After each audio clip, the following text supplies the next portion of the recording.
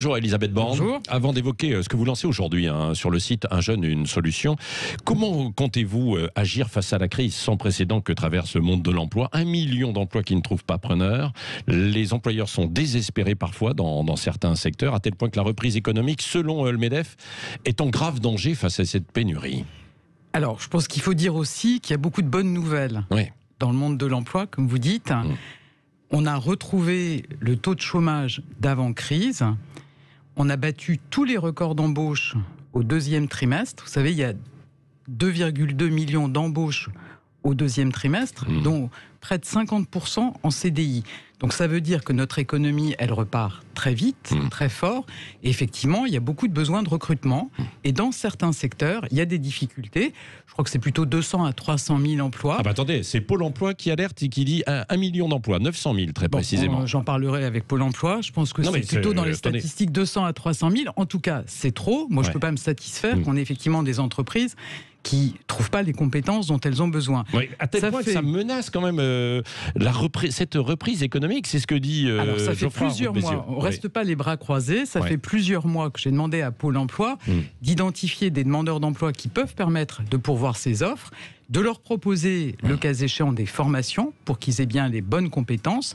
Et ça marche. Il y a 160 000 recrutements qui ont été permis par Pôle emploi. Par exemple, dans le secteur des hôtels, cafés, restaurants, 25 000 sur les 4 dernières semaines.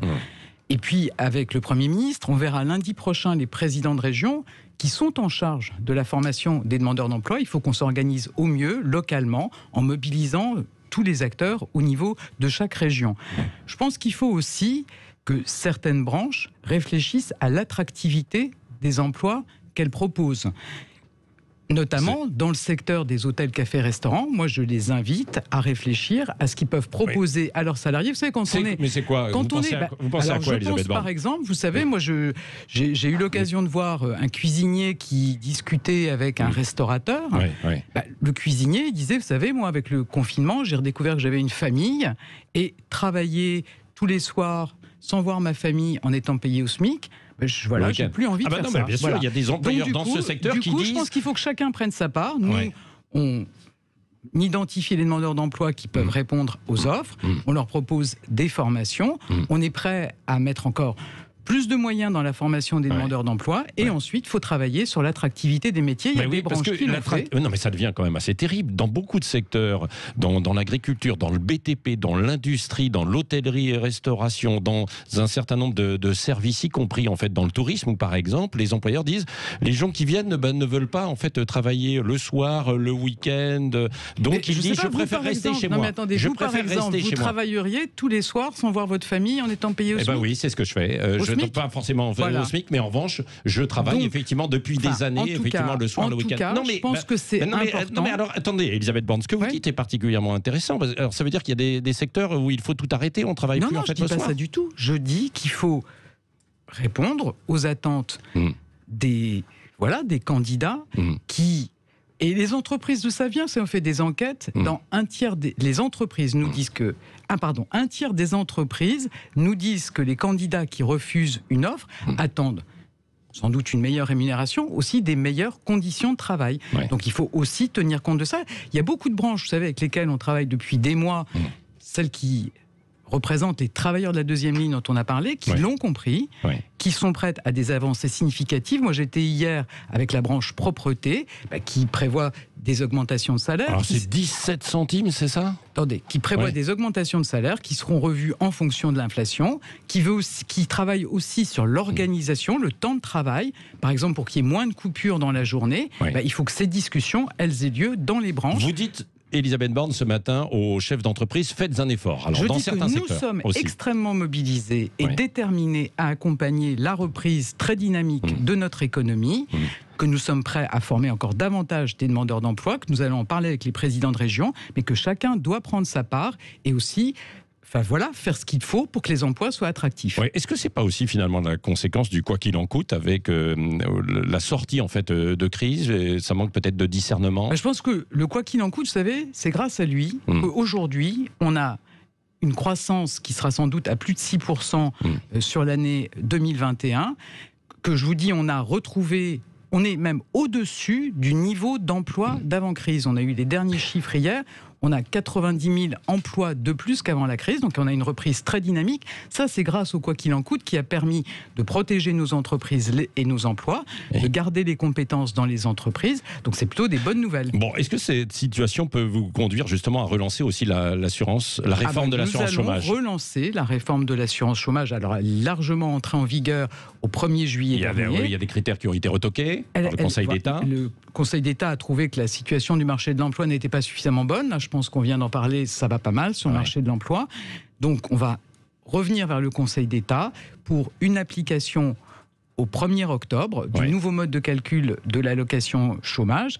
Et puis ensuite, vous savez qu'on a des clauses de retour à meilleure fortune qui devraient effectivement fonctionner d'ici la fin de l'année. Donc, l'objectif, c'est que cette réforme soit pleinement en vigueur d'ici la fin de l'année, avec le nouveau mode de calcul de l'allocation chômage au 1er octobre. Bon, en revanche, pas le moment de la réforme des retraites.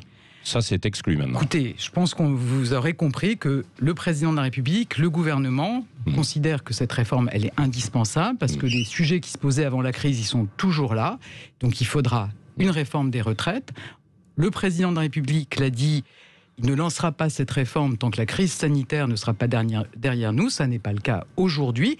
Par contre, dans les concertations qu'on a eues avec les organisations patronales et syndicales la semaine dernière, avec le Premier ministre, je pense qu'il y a un relatif consensus, ou en tout cas on le revérifiera, sur l'importance de travailler sur le maintien dans l'emploi des seniors. Vous savez qu'il y a beaucoup à partir de 50, 55 ans... Voilà, soit peut-être physiquement vous ne pouvez plus exercer votre métier, soit on vous dit vous n'avez plus les compétences. Parce qu'il y a eu en fait des campagnes qui ont été menées en disant grosso modo qu'il fallait aller chez les jeunes et que voilà, les hommes blancs de plus de 50 ans n'étaient plus en fait indispensables dans la société. Moi je trouve que ça n'est pas normal que, par exemple, moi j'ai discuté avec une dame qui avait 59 ans, qui était comptable, qui avait été licenciée parce qu'on lui avait dit vos compétences sont plus adaptées. Il faut former les salariés tout au long de la vie, il faut s'assurer qu'on prévient l'usure professionnelle. Je pense que ce sujet-là, c'est important d'en parler et on reviendra prochainement vers les organisations patronales et syndicales pour voir comment on peut en discuter. Encore un mot quand même sur les salaires, ce que vous avez évoqué tout à l'heure. Est-ce que aussi de votre côté, il peut y avoir une nouvelle prime Macron défiscalisée et puis voilà, c'est ça qui doit être prise en compte par les entreprises. Vous avez raison. Et puis ça passe aussi par une augmentation du SMIC ou pas ? Alors vous avez raison que dès le mois de mars, on a annoncé qu'on allait reconduire la prime de pouvoir d'achat, ce qu'on appelle la prime Macron. Ça permet aux entreprises de verser jusqu'à 2 000 € totalement défiscalisé. Moi, j'invite toutes les entreprises qui peuvent le faire à verser effectivement cette prime de pouvoir d'achat à leurs salariés. Oui, alors ce matin, vous annoncez sur la plateforme Un jeune, une solution, 10 000 offres de jobs étudiants. À qui précisément vous pensez en fait ? Alors peut-être dire effectivement que ça fait plus d'un an qu'on est aussi très mobilisés pour aider les jeunes face à la crise. Le plan Un jeune, une solution, il a permis à près de 3 millions de jeunes de trouver un emploi, une formation, un apprentissage, un parcours d'insertion. Là, on veut aider les étudiants à trouver, enfin qui le veulent, à trouver un petit job. Et donc, on mettra en ligne dès ce matin, effectivement, ces 15 000 jobs étudiants. Alors, c'est quoi un job étudiant ? C'est un job qui pénalise pas l'étudiant, qui doit poursuivre aussi ses études et réussir ses examens. Donc, on a sélectionné des offres qui sont à moins de 15 heures par semaine. Et j'invite toutes les entreprises à réfléchir à la façon dont elles peuvent proposer des jobs de ce type. Plutôt un job étudiant que le revenu d'engagement. Nous allons aussi, nous travaillons sur le revenu d'engagement, comme le président de la République nous l'a demandé. L'idée, c'est vraiment, vous savez qu'on a près d'1 million de jeunes qui ne sont ni en emploi, ni en formation. On a beaucoup accompagné les jeunes, comme je le disais, depuis le début de la crise. On veut encore amplifier notre action et faire que chaque jeune qui en a besoin ait un accompagnement et quand c'est nécessaire, une allocation jusqu'à 500 € pour l'aider à trouver son projet professionnel et à le réaliser, donc à trouver un emploi. Oui, Elisabeth Borne, vaccination et passe sanitaire maintenant. Environ 300 000 soignants ne sont pas encore vaccinés. C'était les derniers chiffres, je ne sais pas si vous en avez d'autres plus précis. Le 15 septembre, c'est la date butoir avant sanction. Il y aura sanction ? Pas d'assouplissement ? Ce qui est clair, d'abord j'espère qu'il y aura moins effectivement de salariés qui n'auront pas eu leur première dose. Ce qui est clair, c'est qu'à partir du 15 septembre, on ne peut pas continuer à travailler dans un établissement au contact avec des personnes vulnérables si on n'a pas eu sa première dose de vaccin.